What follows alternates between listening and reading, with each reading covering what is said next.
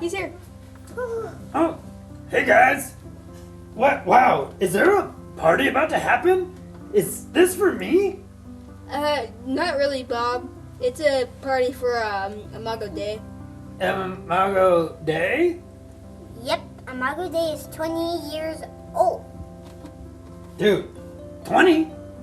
20 is so old. Right? I bet Imago gets to do all sorts of cool stuff now that it's so old. Well, when is Imago Dei gonna show up? They're already here. They? What? Where? Who is Imago Dei? They're right there, Bob. Over there at the screen. The little camera thingy over there. In there? Well, technically they're on the other side of it. Yes, Imago Dei is all the people watching us right now. Watching us? Again, yes. Imago Dei is our church family. This church family started together 20 years ago. Way before I was even born. I am 7 right now. I wish I was 20. Well, wow. Isn't that something? Well, I was just about to give some announcements. Announcements. Yeah, so here we go. For those with birthdays this week, we will celebrate for you, not me. Okay, here we go. God made you. God made you. God knows you. God knows you. God loves you. God loves you. God made Imago Dei. God made Imago Dei. God knows Imago Dei. God knows Imago Dei. God loves Imago Dei. God loves Imago Dei. We love you guys! Just so you know, don't look at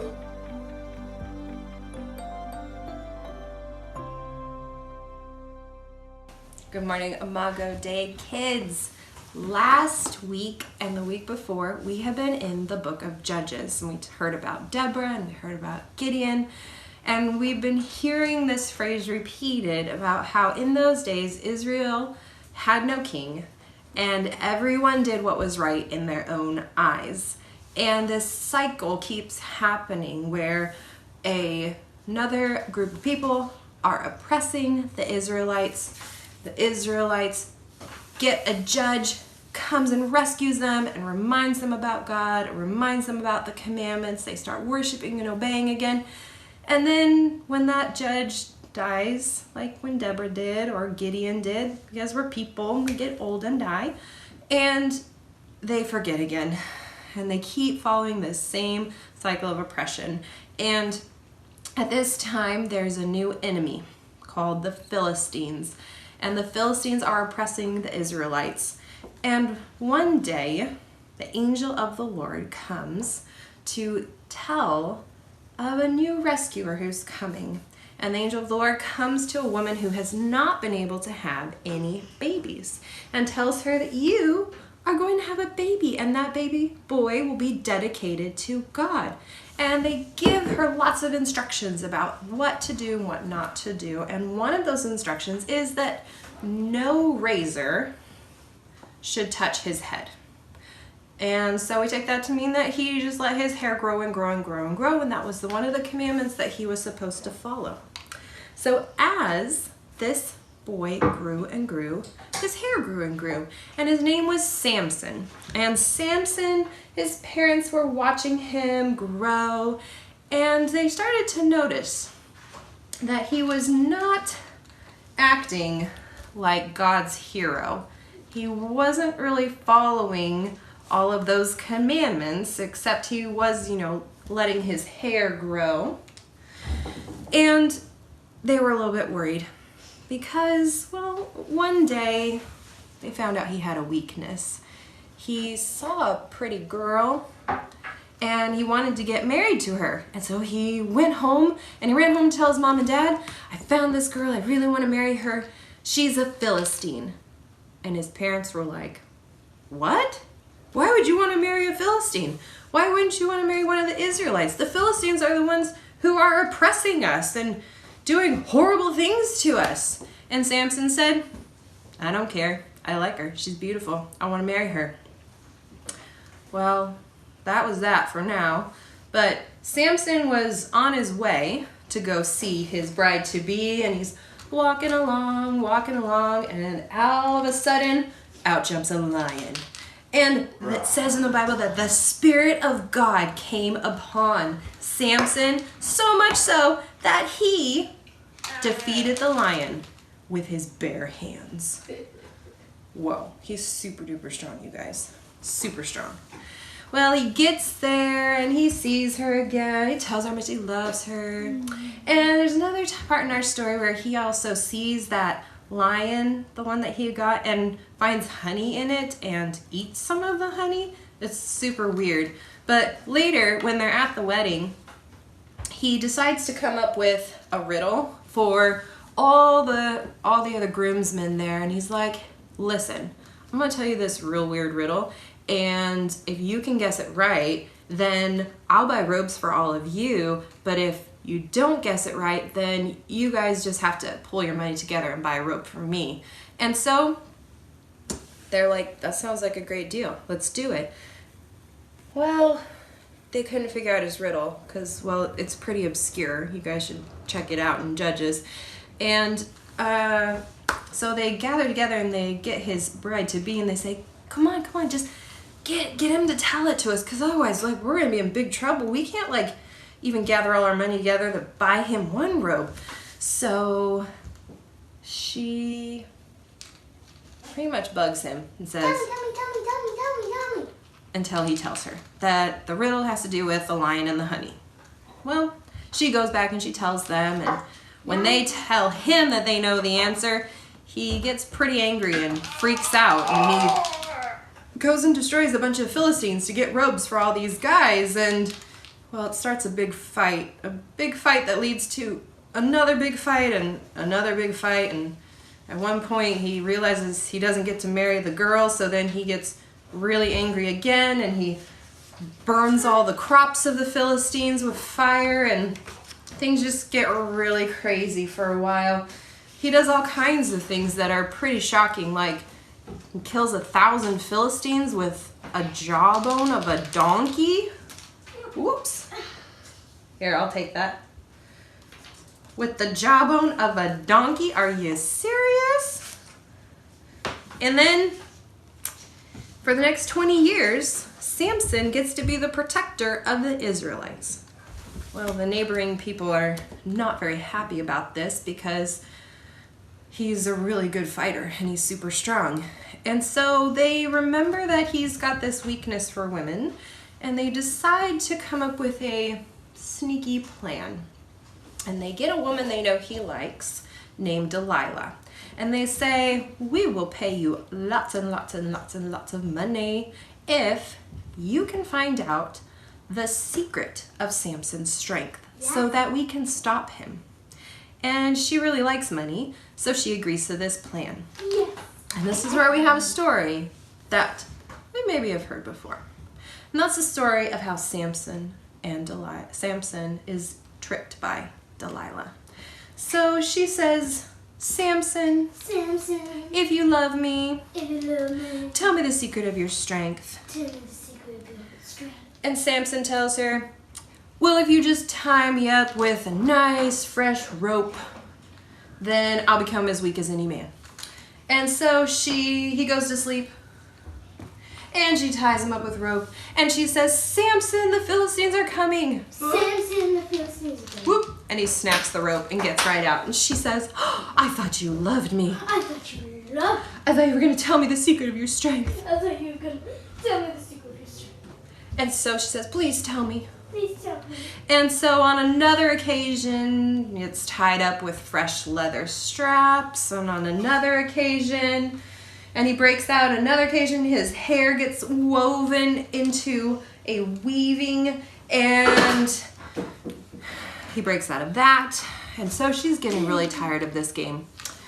Really, really tired. And realizing, okay, she's crying now. Samson, please tell me the secret of your strength. Please tell me the secret of your strength. I thought you loved me. And so he decides to actually tell her the secret of his strength.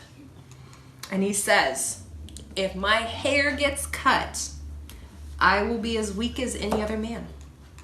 What? And she's pretty surprised by that. And so that night when he goes to sleep, Delilah gets some scissors out and she cuts off his hair. Oh my gosh. Oh my gosh. And she says, Samson, the Philistines are coming. And he's all tied up. Huh? What happened? And he's as weak as any other man. And so they blind him and they make him a slave. And he has to grind at the grindstone every day, all day, for a long time. And everybody is really happy about this because now he's not stopping them anymore. And it takes a little while, but his hair does start to grow back. And he's at a feast of the Philistines. You see, they brought him out so that they could tease him and torment him and say things like, hey, aren't you the guy who beat up that lion? Oh, aren't you the guy who beat people up with the donkey jawbone? You killed so many Philistines and look at you, you're so weak now. And in one last moment of strength, Samson said, God, you once blessed me with strength and I ignored your commands. And God, I lost your blessing. But I deserve to die, but let me get revenge on the Philistines this one time. And with his last strength, he pushed the pillars of the temple wall and it came crashing down on him. And all the Philistines, the 3,000 Philistines with him. And he was our last judge of the Old Testament. See, Samson was a man of really great strength, but not really great character. He wasn't doing a good job of following God's commands, but God still used him. God still used him in those days when Israel had no king and everyone was doing right in their own eyes, and even Samson was doing things that were right in his own eyes. And that will lead us into the next stories where the people start crying out and asking God for not a judge anymore, but a king. And all these stories, remember, they point us to Jesus, because Jesus is the king. And Jesus had perfect character, and Jesus obeyed all the commands, and Jesus came to really, truly rescue us forever. I hope you have a great week. Bye.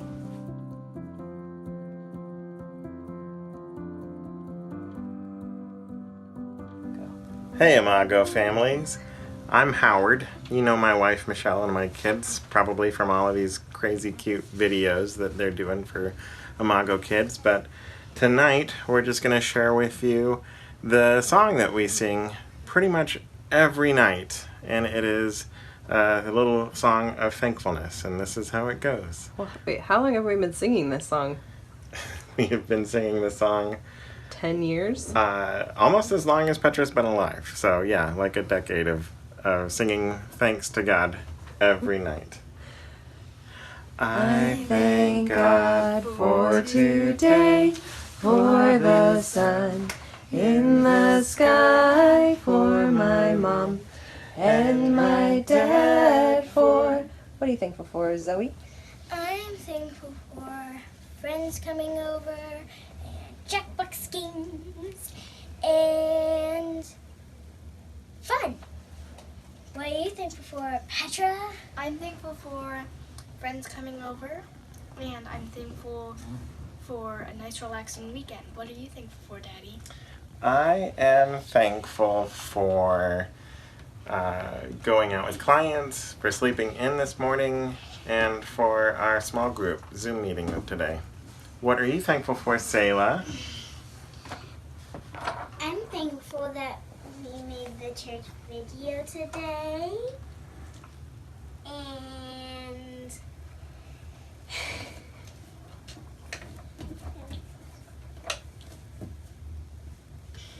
And everything else that was.